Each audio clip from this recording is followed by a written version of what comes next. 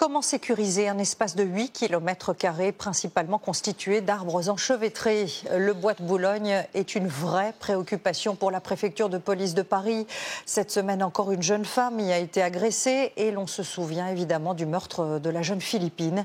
Il y a 6 mois, ce drame avait poussé les autorités à multiplier les patrouilles. Nous avons pu suivre l'une d'entre elles. Henri Dreyfus, Laszlo Gelabert et Clément Biet. La nuit vient à peine de tomber. Les policiers le savent, c'est à partir de 7 heures que les agressions sont les plus nombreuses. Dans la pénombre du bois, les délinquants opèrent plus facilement. Ouais, mais ça s'appelle comment?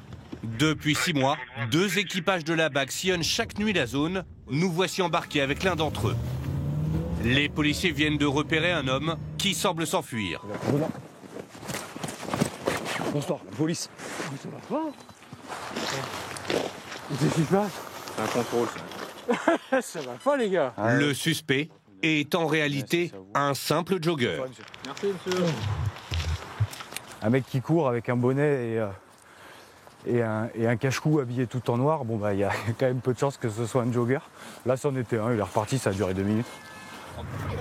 Bah oui, la police. Bonsoir. Au même moment, plusieurs voitures ont été fracturées. Les malfaiteurs ont agi en une poignée de secondes, comme nous le confirme l'une des victimes. J'étais même pas censé me garer là. Et au final, je pose ma voiture là, je pars juste quelques secondes. Je reviens, tout est cassé. C'est la première fois que ça m'arrive. Et franchement, c'est un endroit... Franchement, aucune sécurité ici. Ça part dans la contre-allée ou Reine-Margot? Après un signalement, l'équipage de la BAC se met à les traquer.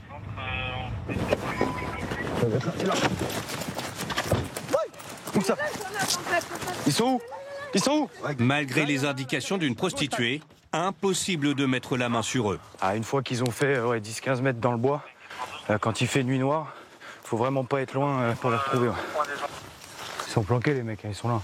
C'est un bois qui est très dense, vous avez plein de petites contre-allées, de petites allées.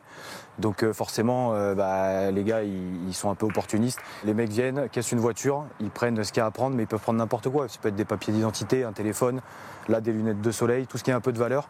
Là, il y en a à peu près pour 1 000 € de préjudice. Depuis 1 an, la préfecture de police note une baisse de la délinquance au bois de Boulogne. Mais Daniela n'est pas de cet avis. Les prostituées connaissent parfaitement ces sous-bois. Elles sont les premières victimes de cette délinquance. C'est ici que vous travaillez?